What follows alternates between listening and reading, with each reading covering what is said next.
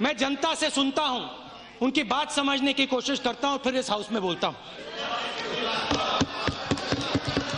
$130 का दाम था, आज $35 हो गया, मगर उस पैसे का 1 रुपया जनता को नहीं मिला, महिलाओं को नहीं मिला, बहनों को नहीं मिला, माताओं को मिला नहीं मिला। बड़े बड़े उद्योगपतियों को दिया जा रहा है, मगर उनका जो कष्ट है, उनकी जो मुश्किलें हैं, उनको कम नहीं किया जा रहा। अच्छा, प्रधानमंत्री जी ने वायदा किया था रोजगार का, 2 करोड़ जॉब्स मैं हिंदुस्तान के युवाओं को हर साल दूंगा। मेक इन इंडिया का बब्बर शेर तैयार किया, काले रंग का बब्बर शेर, उसके अंदर देखो तो घड़ी जैसा चलता है वो। जहां देखो, इंटरनेट में देखो बब्बर शेर, टीवी में देखो बब्बर शेर, मोदी जी का भाषण सुनो बब्बर शेर, स्टेज जल जाता है बब्बर शेर। और हम आपसे पूछ रहे हैं, बब्बर शेर दिखा दिया, हमें बताओ कितने रोजगार आपने हिंदुस्तान के युवाओं को दिए? कितने रोजगार दिए? भाषण के लिए मैं आंकड़े ढूंढ रहा था, सिंधिया जी से मैंने पूछा, कहीं आपको मालूम है हिंदुस्तान में कितने रोजगार मिले 1 साल में? किसी को नहीं मालूम, आंकड़ा किसी को नहीं मालूम। मैं मोदी जी से पूछना चाहता हूं, आज आपका भाषण होगा, हिंदुस्तान को बता देना कि पिछले साल में आपने कितने लोगों को रोजगार दिया। मैं जाता हूं, भाषण करता हूं, पूछता हूं लोगों से, रोजगार मिला? मोदी जी ने रोजगार दिया? सबके सब ऐसे जवाब देते हैं, नहीं, किसी ने नहीं दिया। प्रधानमंत्री यहां खड़े होते हैं, कहते हैं नारेगा जैसी बेकार योजना मैंने कभी नहीं देखी। नारेगा, मनरेगा,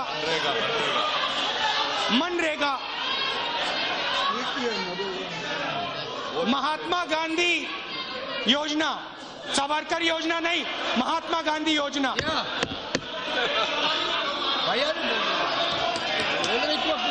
उनकी आप बनाइए आप योजना।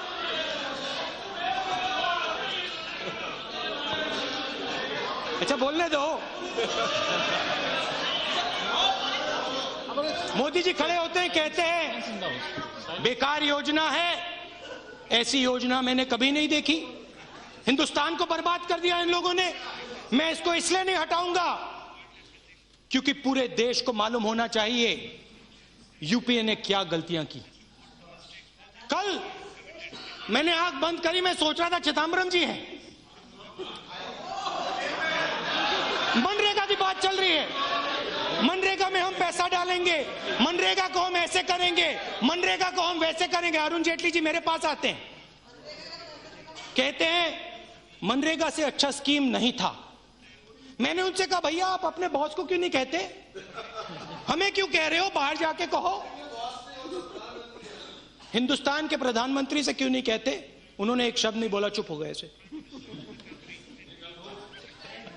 खैर थोड़ा सा डर लगता है, बड़े पावरफुल आदमी हैं नरेंद्र मोदी जी, बड़े पावरफुल हैं।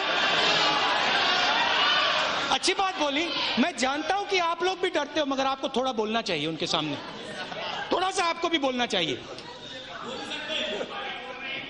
अब क्या हुआ, वायदों का जाल बिछाया मोदी जी ने, मैं ये करूंगा, वो करूंगा, वो करूंगा, और फिर सवाल उठने लगे। पहला सवाल रोहित वेमुला ने पूछा, उठाया, मेरी क्या गलती है, मैं दलित हूं इसलिए मुझे क्यों मारा जा रहा है, मुझे क्यों कुचला जा रहा है, मुझे क्यों दबाया जा रहा है? यही सवाल पूछा उसने। क्या मेरे लिए हिंदुस्तान में भविष्य नहीं होना चाहिए? मेरी माताजी, चेयरपर्सन सॉरी, मेरी माताजी गरीब है, क्या मेरे लिए भविष्य नहीं होना चाहिए? और आप लोग क्या करते हो, हिंदुस्तान की सरकार की शक्ति उसके कंधों में ऐसे दबा देते हो। आपके मंत्री, हाँ नहीं हमने नहीं दबाया। अभी मैं बोलता हूं, आप सुनिए।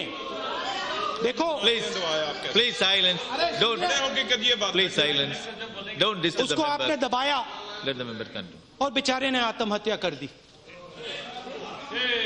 बात यहां आपके मंत्री कहते हैं कि भाई वो दलित था नहीं था। सवाल ये नहीं है, सवाल ये है कि हिंदुस्तान के एक युवा की जिंदगी को ऐसे खत्म क्यों किया गया। सवाल यही है। अच्छा, नरेंद्र मोदी जी ने ना उसकी मां को फोन लगाया, ना उसके बारे में बोला, एक शब्द नहीं उठाया उन्होंने।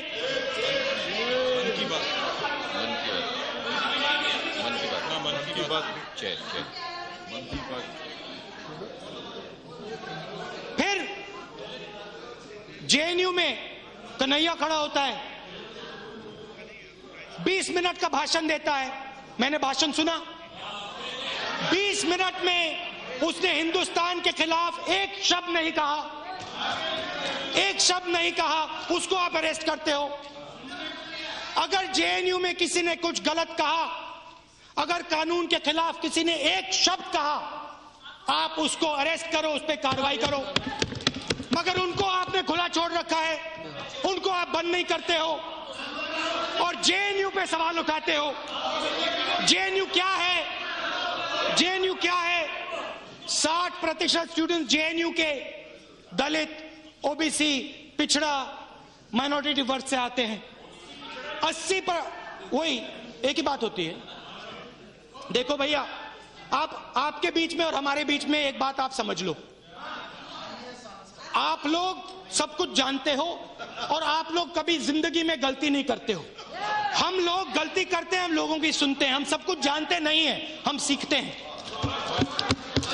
ये फर्क है हम में और आप में। एक तरफ गांधी, दूसरे तरफ सावरकर। एक हिंसा का प्रयोग करता है, दूसरे अहिंसा का। बैठो बैठो यार, बैठो बैठो Why he is in the please, Why he is in the Sit down. Why he is in the बैठो बैठो, He is resorting the house. Let the member to speak. अरे you also sit down यार। आप लोग भी बैठो, बैठो बैठो। Then nobody will sit. बैठो बैठो। अब आपको लगी, अब आप लोगों को नमक लगी। I will go through the record and see. Because we say Savarkar क्या भैया, एक बात बताओ, एक बात बताओ। सुनो सुनो, मैं एक बात समझ नहीं रहा हूँ। स्पीकर सर, चेयरमैन साहब, Please, honorable members, please take your seat. Member, please take your seat. Please, member, Chairman, sir. I will go through the record and say. I will go through the record. Please be seated. Let the member to speak. No, please. Let the member to speak. Please, I will go to the क्या record. Please, मैं बात समझा नहीं। अच्छा, बोलने दो। please understand. अरे भाई सुनो तो, अरे भाई, अरे ये उत्तेजित क्या हो रहे हो यार? बैठ Please जाओ। understand the chat, please.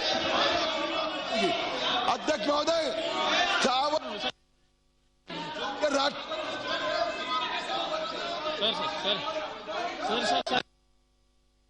उत्तेजित क्यों हो रहे हो यार? उत्तेजित क्यों हो रहे हो? बुरा लग रहा है। बैठ जाओ, बैठ जाओ। Seat. Please.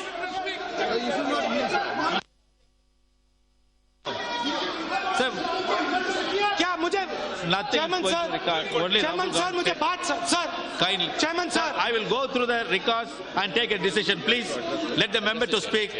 Chairman sir, Please continue. मैं एक बात समझा नहीं।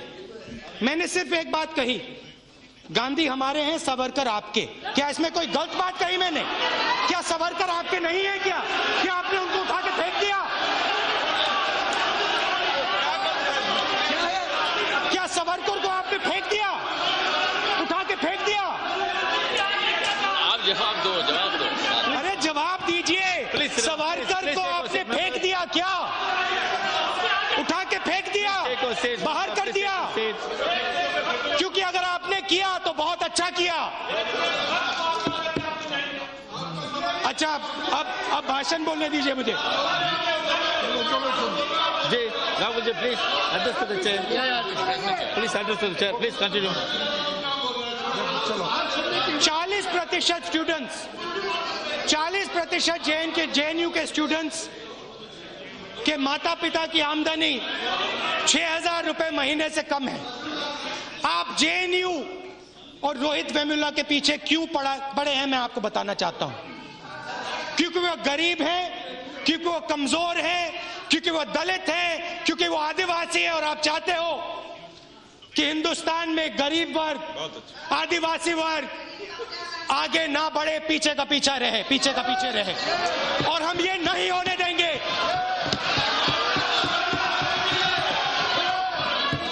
आप ना JNU को कुचल पाओगे, Just a minute. Jay, ना इस देश के गरीब लोगों को। Rahul ji, one minute.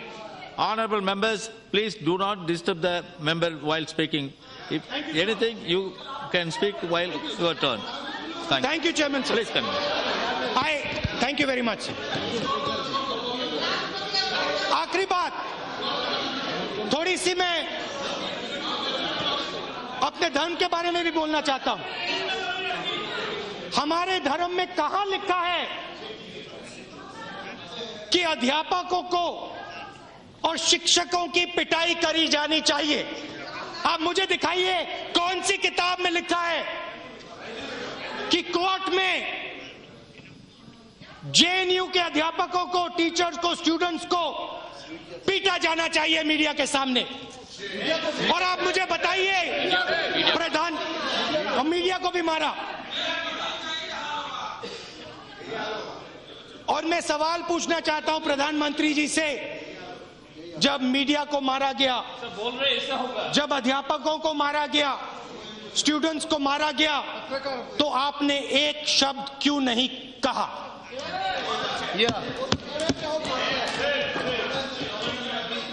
Chairman sir, I'd like to speak a little bit in English for my friends in the South. अगर आप चाहते हैं, अगर आप खुश नहीं हैं, तो इसको बाद में मैं हिंदी में आपके लिए फिर से कह दूंगा।